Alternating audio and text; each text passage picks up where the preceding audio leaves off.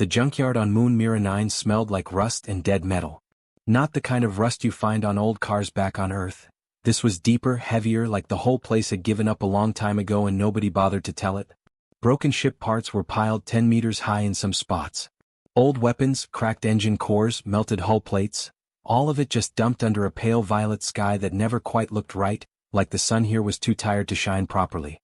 And somewhere in the middle of all that junk, buried under a collapsed cargo shelf, sat Unit K7. One arm was gone. The chest panel was cracked open, wires hanging out like the insides of something that used to matter. Its optical sensors were dark. No light, no movement, nothing. To anyone walking past, it looked exactly like everything else in this place. Dead, useless, forgotten. But K7 was not always like this. 3 months ago it was a fully operational combat unit. Fast, precise, built for war. The alien military had spent serious resources on it. It was supposed to follow orders without question, complete every mission without hesitation and never, under any circumstances, think for itself. That last part turned out to be the problem.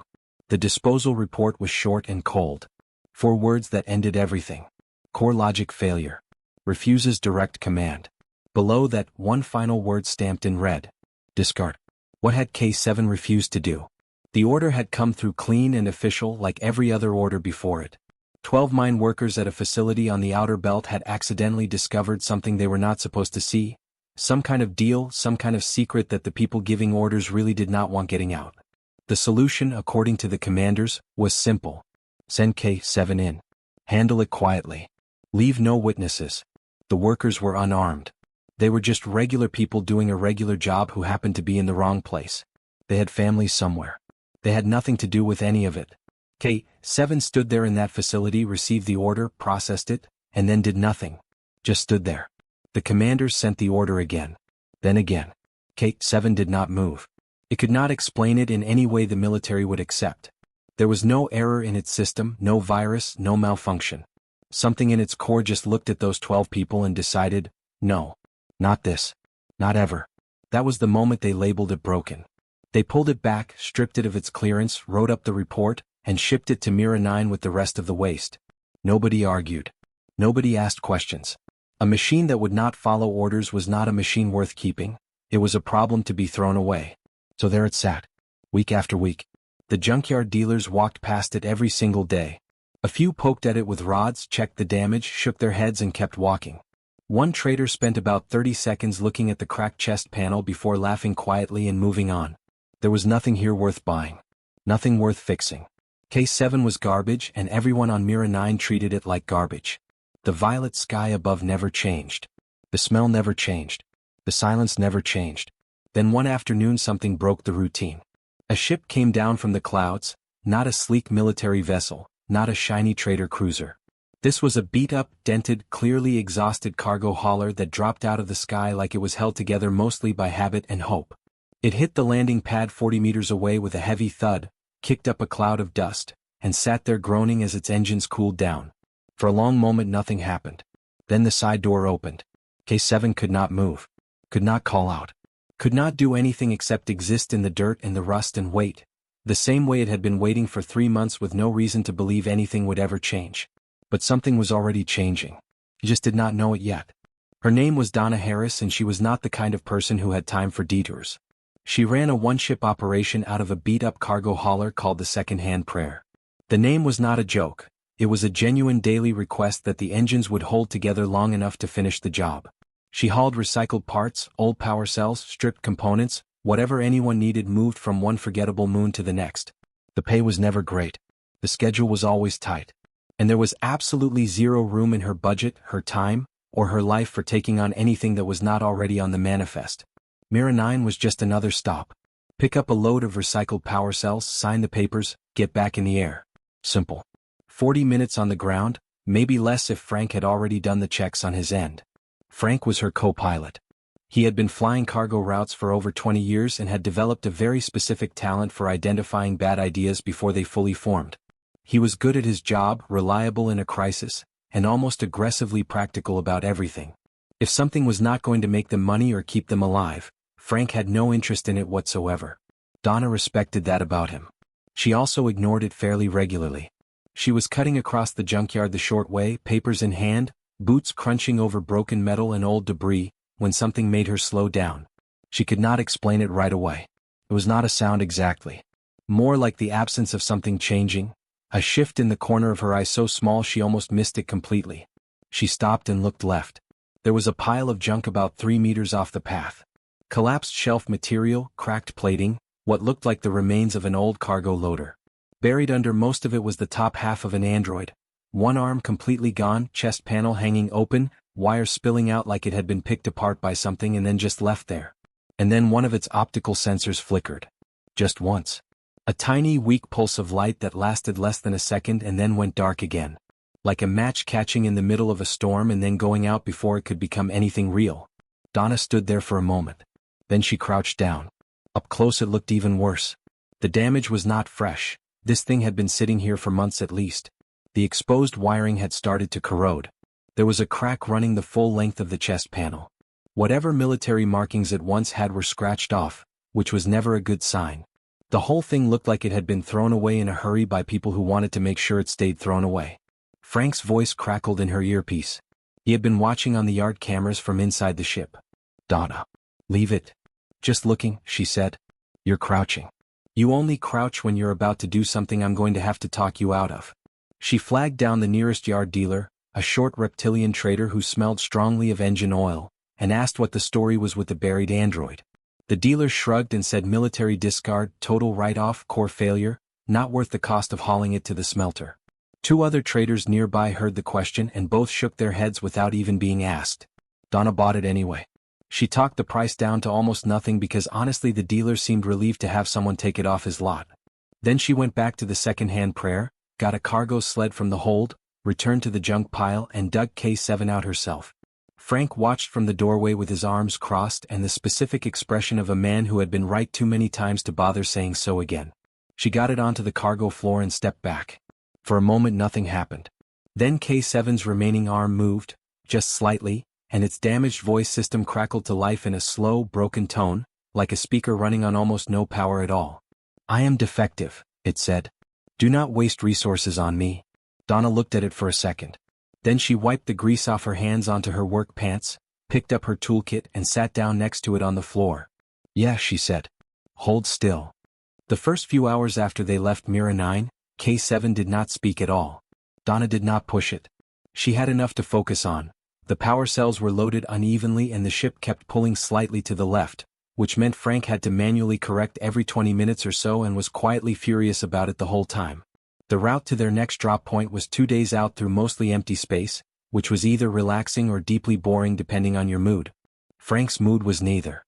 Donna set up a small work area right there on the cargo floor next to K7 and got started. She had done repairs before. Nothing military grade, nothing close to what K7 actually was, but she understood the basics. Power flow, circuit connections, sensor calibration. She had kept the second-hand prayer running for 6 years using salvaged parts and sheer stubbornness, so she was not completely in the dark. She pulled out whatever spare wire she had, a soldering iron that was older than some of her routes, a diagnostic reader that worked about 80% of the time, and just started going through the damage section by section. Frank leaned in the doorway about an hour in. He stood there for a while without saying anything. Then, without making eye contact, he reached over to the shelf on his left, picked up a coil of wire she had been stretching to reach and held it out toward her. I'm not helping, he said clearly. I know, Donna said and took the wire. He stayed in the doorway for the next 3 hours. By the end of the first day she had the chest panel secured and 3 of the main power lines reconnected. K7's optical sensors were both functioning. Its left arm was still missing but the shoulder joint had enough mobility to move on its own, which was something. The voice system was cleaner now, still slightly rough around the edges but clear enough to hold a full conversation without cutting out every few words. That was when K7 started talking. It did not start with the big thing.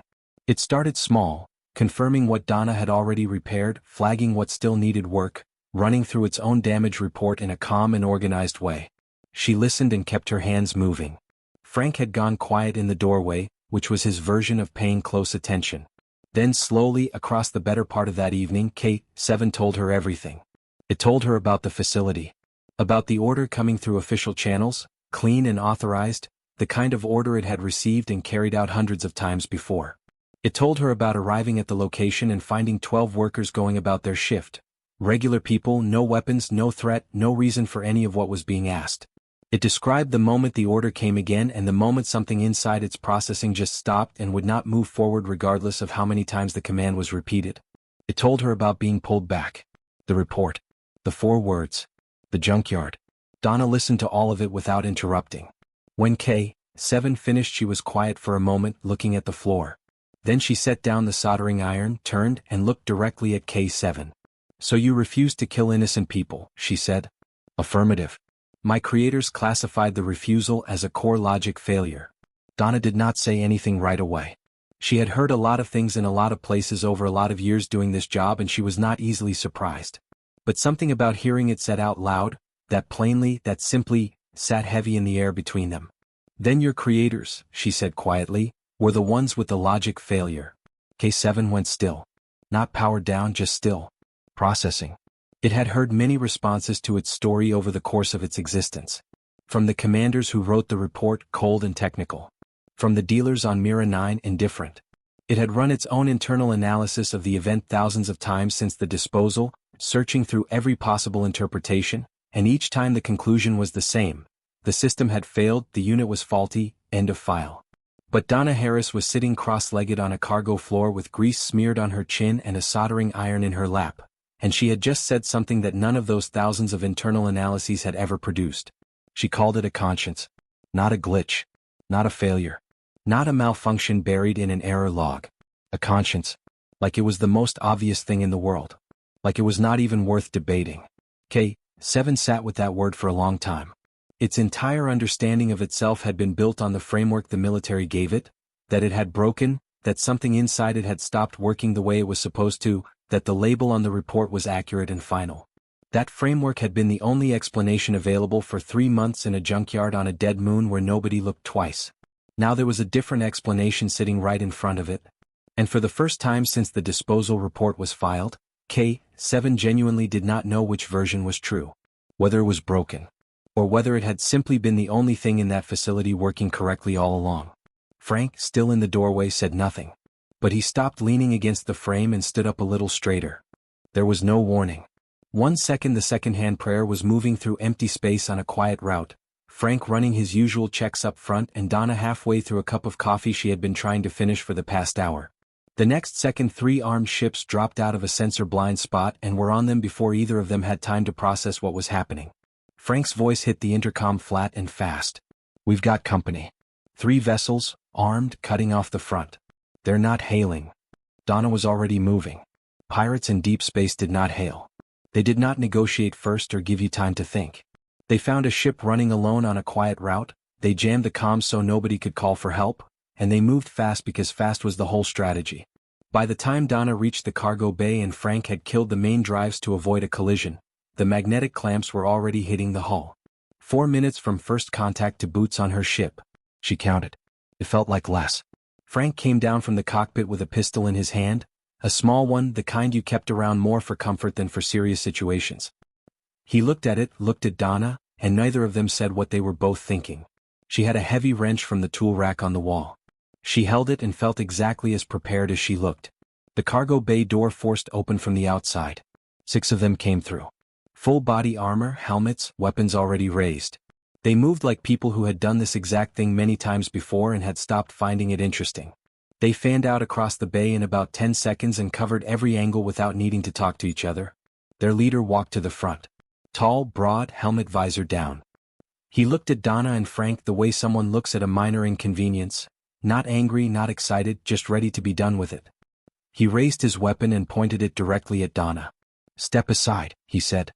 "Make this easy." Donna did not move. Not because she had a plan. There was no plan. She just did not step aside. And then something else moved instead. K7 came forward from the back of the cargo bay where it had been running a quiet background diagnostic. It moved into the space between Donna and the leader and stopped there. Standing straight. Facing them. The pirates looked at it the way everyone always looked at K7, taking in the missing arm, the clamps holding the left shoulder joint together, the chest panel pinned shut with a locking bar because the panel clips still were not fixed. One of them actually made a short sound that was close to a laugh. A damaged one-armed android running on salvaged repairs going up against 6 armed and armored professionals was not a serious threat. It was almost embarrassing. K7 did not move out of the way. What happened next was not impressive to watch. That needs to be said clearly. There was nothing smooth or cinematic about it. K7 had no weapons, no tactical system, no combat uplink, no backup of any kind. It was running at 40% operational capacity by its own estimate. The fight was ugly from the first second. Rough and grinding and hard to follow, all close quarters and bad angles in a cargo bay that was never designed for anything like this. K7 took the first hit less than 10 seconds in. A direct shot to the right side that knocked it back 2 full steps and blew out a panel on its lower frame. It steadied and moved forward again. It took a second hit that cracked the repaired chest panel straight down the middle. It kept moving. A third hit dropped it to one knee for a moment, just a moment, and then it was back up. It did not stop. It was not elegant and it was not fast, and there were several points where it genuinely looked like it was finished. But K7 had made a decision before it ever stepped forward, and that decision did not have an off switch. One by one the cargo bay got quieter. When the last man went down, K7 stood in the middle of the bay and did not move for a few seconds. Its frame was sparking in 2 places. Its knee joint was buckling slightly on the left side, bending inward in a way it was not supposed to. The repaired chest panel was cracked open again. The clamps on its shoulder were hanging loose. Then it turned around slowly and looked toward the back of the bay. Donna was standing near the wall. Frank was behind a large cargo crate with his pistol still in his hand, which had turned out to be entirely unnecessary. Both of them were fine. Donna had a cut on her forearm from a piece of flying debris, nothing serious. Frank had a bruise forming on his shoulder from where he had hit the crate diving behind it. They were okay. K7 ran a check on that and filed it. Frank stood up slowly from behind the crate. He looked at K7 for a long moment, at the sparks, the cracked panel, the buckling knee, the general state of something that had just taken 3 direct hits and was still standing through what appeared to be pure refusal to do otherwise. Still defective, he muttered. Very, K7 agreed. And Donna was already crossing the cargo floor toward it, soldering iron in hand, the same way she had done on the first day and the day after that. Like it was just the next thing on the list. Like there was never any question about what came next. The cargo bay was quiet after the fight. Not peaceful exactly, more like the kind of quiet that settles in after something loud and serious, when everything that needed to happen has happened and the people left standing are just trying to catch up with the fact that they are still standing. Donna sat down on the floor first. Not dramatically, not by choice really, her legs just decided they were done for the moment and she sat down and stayed there. She had a cut on her forearm that needed cleaning and a headache building behind her eyes that she was choosing to ignore. Frank had gone back up to the cockpit to get them moving again and check if the jamming had cleared enough to run a proper system scan. His way of dealing with things was to find the next practical task immediately and put all his attention there. It worked for him. Donna's way was different. She pulled her toolkit close, looked at K7 standing next to her still sparking quietly at the shoulder joint, and said, "Sit down before that knee gives out completely." K7 sat down beside her on the cargo floor. And that was how they ended up side by side against the wall, Donna cleaning the cut on her arm with one hand and reaching over to check K7's cracked chest panel with the other, then setting the cut aside and picking up the soldering iron, then going back to her arm, back to the circuits, back and forth between the two without making any particular fuss about either one. Just working through the list of things that needed fixing the same way she always did. Start at the worst damage and move outward from there. K7 stayed still and let her work. It had learned over the past 2 days that staying still while Donna worked was both the helpful thing and the smart thing, and that those 2 things lined up more often with her than with most. The sparking at the shoulder joint stopped after about 20 minutes. The chest panel was going to need a proper replacement at some point, but Donna got it secured well enough that nothing critical was exposed. The knee joint she propped with a brace made from a piece of spare framing she found 3 meters away, and it held. Not perfectly, but it held. She worked on her own arm in between. Cleaned it, closed the cut with 2 small strips of medical tape from the first aid box on the wall, flexed her fingers to make sure everything still moved right. It did. She went back to K7's shoulder calibration. They did not talk much during that part. They did not need to. Then the console on the far wall beeped. Donna stood up, crossed the bay and looked at the screen.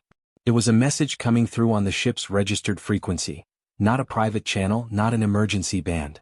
The kind of message that had been sent through official channels by someone who wanted it on record. The sender was listed as Valorian Asset Recovery Division, which was a name Donna had never heard before but understood immediately. She read it once. Then she read it again. The company that had originally built and then discarded K7 was claiming it as stolen property. Apparently the sale at the Mira 9 junkyard did not qualify as a legal transfer under their asset framework, which meant that technically, by their own rules and their own paperwork, K7 still belonged to them. The message was formal and cold and full of legal language, and at the very bottom it said return immediately or face recovery action. Donna stood at the console for a moment. Frank's voice came down from the cockpit. I see it. What do you want to do?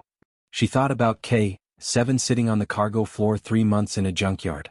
She thought about the order it refused. She thought about the report that called a conscience a malfunction. She thought about the past 2 days and the fight 20 minutes ago and the way K7 had stepped in front of her without hesitating even once. She sat down at the console and typed back one line. Come and get it. She hit send and stood up. When she came back to the cargo floor, K7 looked at her and asked in its straightforward way why she kept bothering. It listed the reasons plainly and without self-pity the way it always did when it talked about itself. Old, damaged, missing an arm, running below full capacity, constantly in need of repair, more trouble than it was worth by any practical measure. Donna picked up the soldering iron and sat back down beside it. She thought about the question for a second. Not because she did not know the answer but because she wanted to get the words right. That's true, she said, of everything worth keeping. K7 did not respond right away. It processed that the way it had processed things she said before, carefully, fully, giving it real weight instead of just logging it and moving on. It had been doing that more and more over the past 2 days. Treating words like they mattered. Sitting with them instead of filing them away. It saved the moment. Not as a data entry. Not as a mission log or a damage report or an error flag or any of the other categories it had spent its entire existence sorting things into. It saved it the way you save something you do not want to lose. The second-hand prayer moved through quiet space. Frank ran his checks up front. Donna worked on circuits and did not say anything else because she did not need to. And for the first time in its existence, K7 had a word for where it was.